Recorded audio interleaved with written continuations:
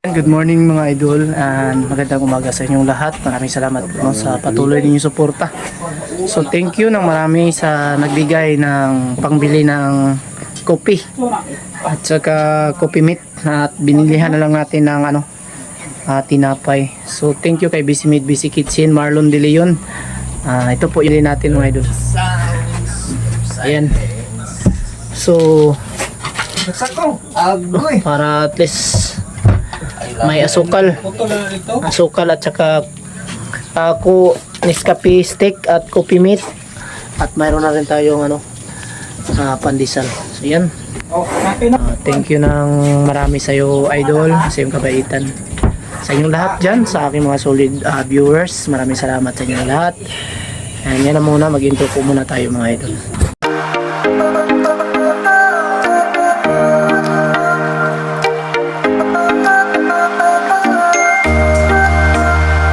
Yan, good morning at kung mga idol sa paggawa dito sa taas, medyo nag-framing na tayo.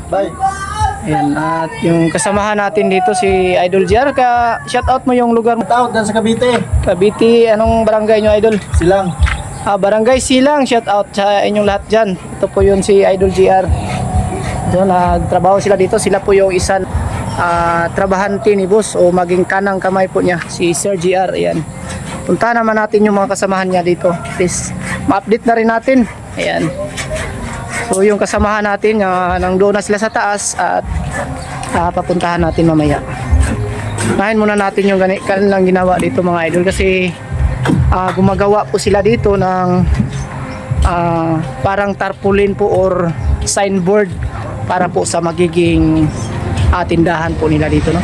Yung signboard po sa hydraulic hose. So dito nila ilalagay po mga idol, at least makikita po sa daan. So yan, pakita natin si Jan. Ayan. Ito yung service nila. Ayan po sila. Oh, shout out sa taga Malay-Balay Bukidnon. Ayan, taga Malay-Balay Bukidnon, si King. Ayan. Sila po dito naghuhukay. Oy, no problem. Ayan po yung hukay nila mga idol. Laliman pa ng konti daw para at least mabaon ng mabuti yung lalagay nila dito na tubo. Matibay siya sa pundasyon kasi mahaba po yung gagawin nila. Magkiyatin natin para at least makapag-umpisa na tayo. At yung kulay puti na jacket natin, ilalaban natin kasi nag-iisa lang yan. Yan, nag-iisang kulay puti, yung kulay puti na jacket para po bukas ulit ay may masuot tayo na kulay puti kasi hindi maganda sa katawan yung kulay. May mga kulay itim na may mga kulay itim na jacket. Yan, umpisa na sila dito. Patapos na sila.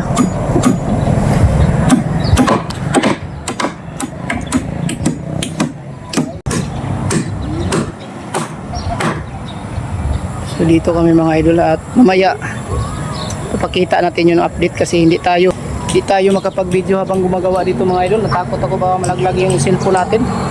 Nag-iisa lang naman ang ating cellphone kaya iwasan nating magkamera habang nagtatrabaho dito kasi walang tagahawak. Okay lang sana kung may tagahawak para at least mapapakita natin, pero mamaya baka maka-series tayo kung paano natin gagawin. So thank you sa inyong lahat. Ayan, at medyo parang gumagana na yung sunblock mga idol. Thank you. This update natin, papakita natin dito ang pag-framing po, paglagay po ng mga kahoy para po sa sahig ng ating second floor, no? Para sahig po, para malagyan na natin agad ng kabilya. Baka po bukas ay makapaglagay na tayo ng sahig. Ayan. Natapos natin magsahig mga gano'n na tayo, lagay na tayo ng kabila. So ganito yung pamamaraan namin mga idol. So yan, naka-layout na yan sa buong plywood. So katulad nito is ito yung nakasentro, makapal na kahoy. Ito ng 4 feet nya buong plywood. Tapos pagdating dito sa kabila is dinoble natin kasi manipis. Yan o. Sa kabila naman single kasi nakasentro din siya agad dito. Ayan. So, dito siya nakasintro. So ganito yung pamamaraan natin. May sample tayo dito mga idol na kapakita. Kanya-kanya kaming area dito. Ayan, ayan po sila. Samahan natin. At sila naman si Boss Felipe sa kabila. Ayan, Boss Felipe. Oh.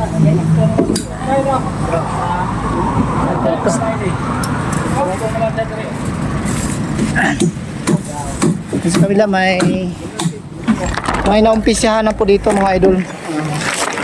Mas makikita natin ng idea. Simpleng paraan namin dito. Just makapagbigay tayo sa inyo ng idea. Papaano natin unti-unting binubuo itong commercial building dito ni Boss Arman. So yan. At paglagay na tayo ng sahig. So kung makikita nyo sa gilid mga idol, yan ay swak na swak. Yan o. Yung gilid niya, hindi natin masyado makita. Yan o. Pantay na pantay yung paggagawa mga idol. Yan o. At tibay na siya. So ito ay hindi pa nalagyan ng pako. Hindi pa yan siya napako. Tingnan nyo, walang pako pa dito sa kabila. Ayan. Yan po yung sample natin para at least kapag bigay tayo ng idea. At dito, ito yung dapat nakasintro yung kahoy. Oh. Makikita nyo. Ayan. Yung kahoy natin dyan ay dapat nakasintro siya sa plywood din. Ayan. Para hindi magdubli. Oh. Kasintro. Pagdating din naman dito sa kabila. Yan, nakasintro din. Oh. Yan lang yung paglagay mga idol. Kabila pa rin dito. Yan. Pero hindi pa yan nalagyan ng pako mga idol. Yan.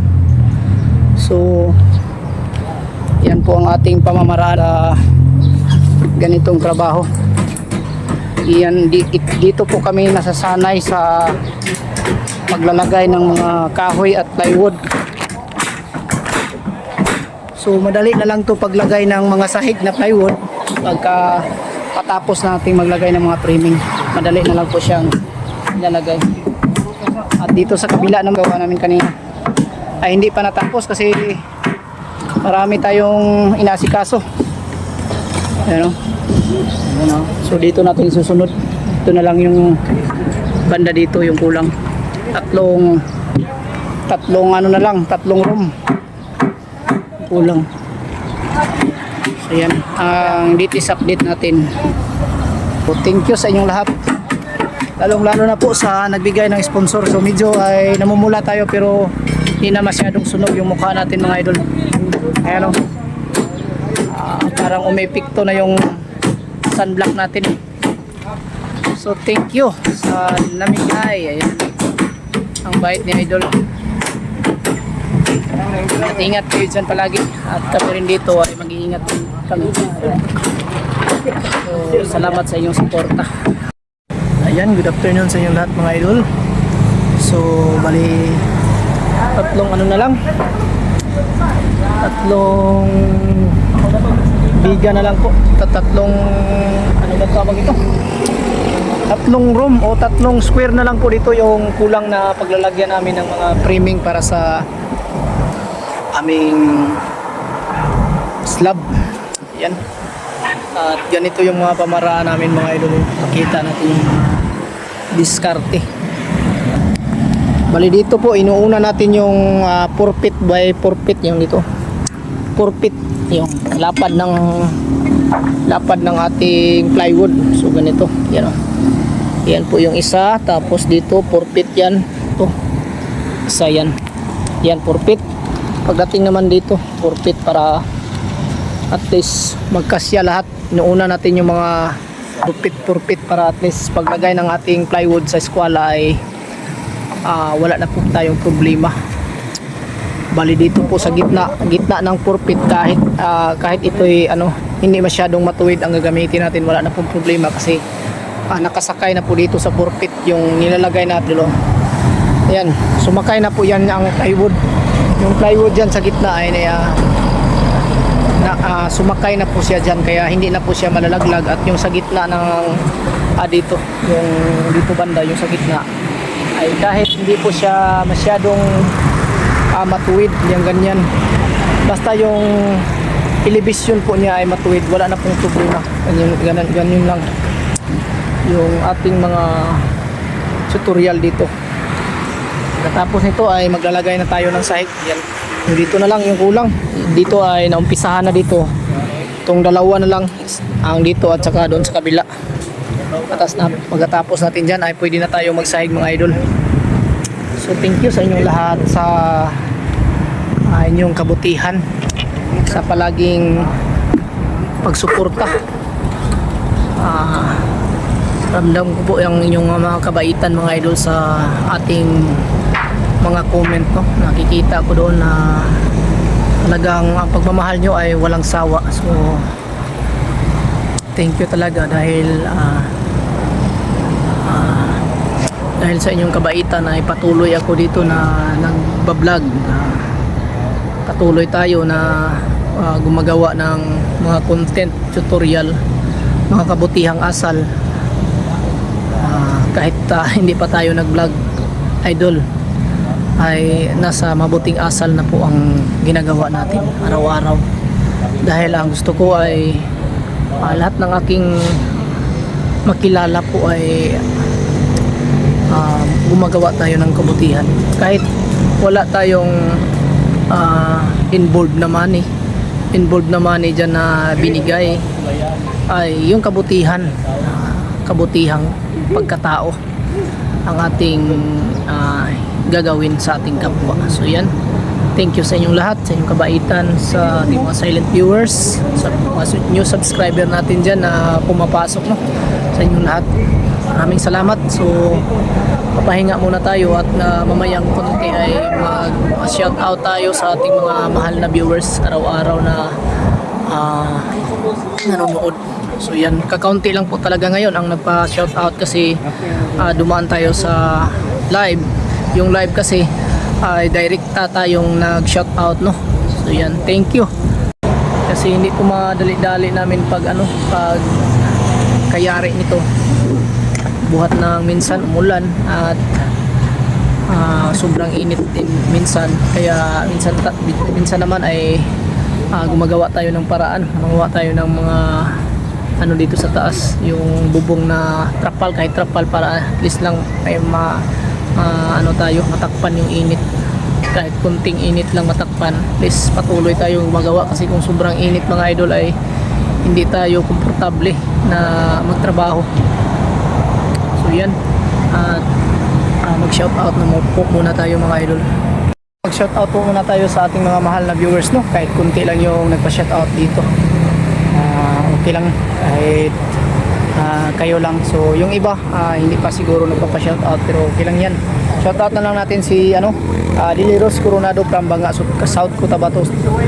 Thank you sa iyo idol sa iyong pagsuporta palagi at ingat kayo palagi dyan sa South Cotabato sa Banga. Kay Noel Mangharis, shout out sa iyo Noel Mangharis at ingat ka palagi idol at God bless us all sa iyo at God bless sa inyong lahat dyan sa inyong lugar po. So thank you at kay Melinda Puras po para sa galing po sa sa Cagayan de Oro. Thank you kay Melinda Puras idol at ingat ka palagi diyan sa Cagayan de Oro.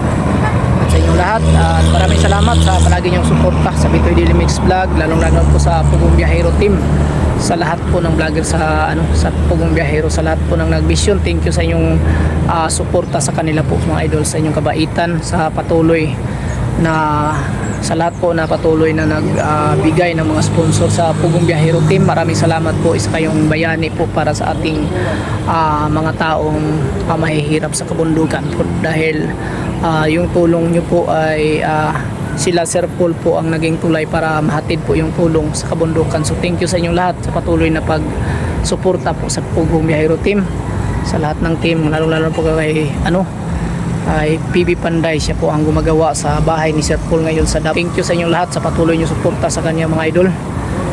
Yan lang po muna sa ang vlog natin sa araw na ito. God bless us all and bye bye.